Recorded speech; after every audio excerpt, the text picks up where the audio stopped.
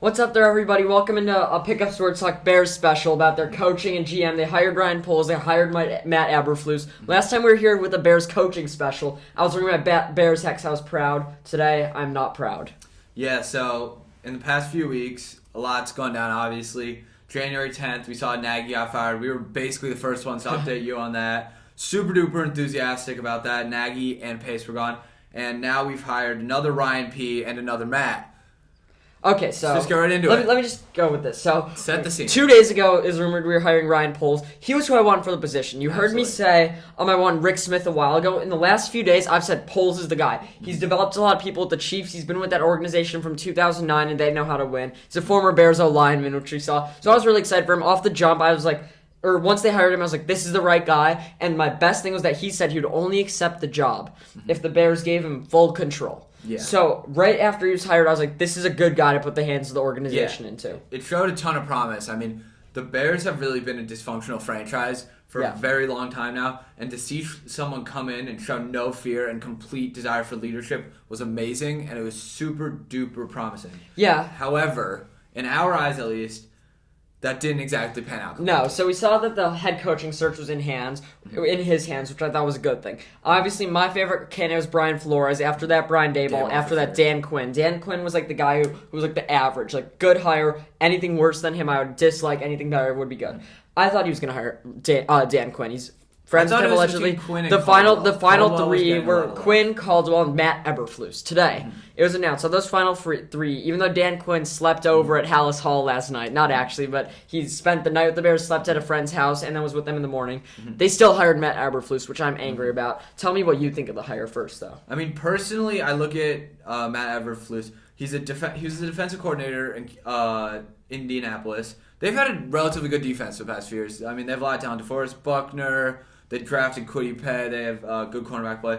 But I don't know if that translates to good head coach, per se. I just personally think that we didn't need a defensive guy, and we picked, out of the defensive guys... We picked the worst. We picked the most... I wouldn't say worst. I would not say worst. Most unproven. So I think the only person that would have been worse is Jim Caldwell. I would have disliked Jim Caldwell a lot. That was one guy I was hoping it wasn't. Here's my thoughts. I wanted to go offense, as you said. I wanted an offensive guy. But if not, I want someone with guaranteed leadership. Brian Flores is the top of that. We've seen him do good things in Miami. We've seen him show good leadership. He didn't get along with Tua, which scared me a lot because it scared me. Justin Fields is the guy in our organization that needs the most care. After that was Dan Quinn. Dan Quinn's been to a Super Bowl before. He's been there a lot. Obviously got fired for a reason. That team wasn't going anywhere, but he had a great season as the DC. Eberflus. He's been a defensive coordinator for 4 years, not bad. Before that, he was a linebackers coach his entire career. He hasn't done more. He was a defensive coordinator at Mizzou. He's never even been a head coach in college at any level. He was the defensive backs coach at Toledo. He was at Toledo for like 9 years. He went there.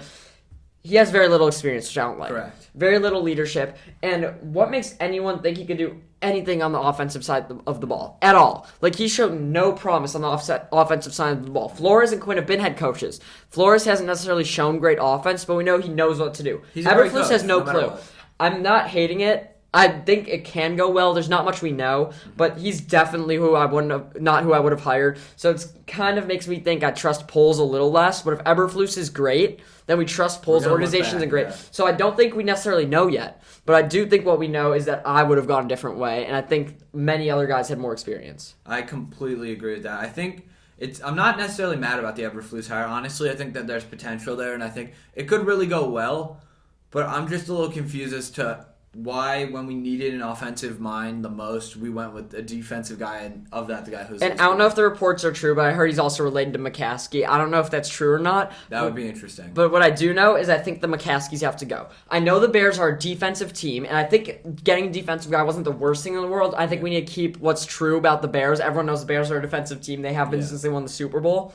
But what I do think is that there were two other better defensive guys out there. It's not like I'm mad about defensive guy. It's a defensive guy with no experience as a head coach. So I'm angry about that. Who knows, though? That's just what we think. Ryan Poles, I thought, was a good hire. Maybe he made a good decision here, and we do trust Poles. So we're riding with it. Hopefully it turns out well, and hopefully he could get a relationship with Fields. The thing that'll determine my next opinion of Matt Eberflus is how he gets his offensive coordinator. If we got Dan Quinn, we were going to get a great OC. Maybe Matt Kafka was in the running of the Chiefs QB coach, who I love. He's worked closely with Mahomes.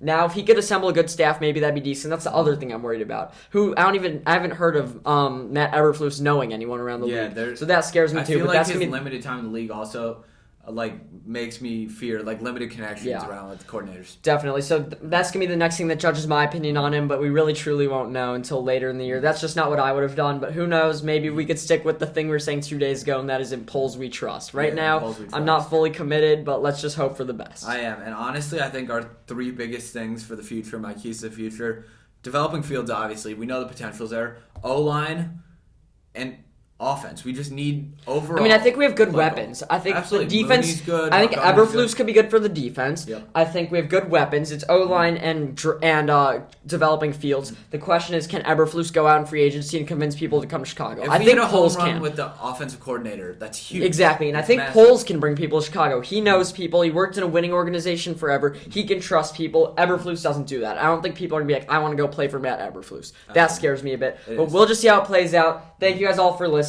and we hope the playoffs are fun, even though the Bears are out of it. Yeah, thank you so much, and bear down.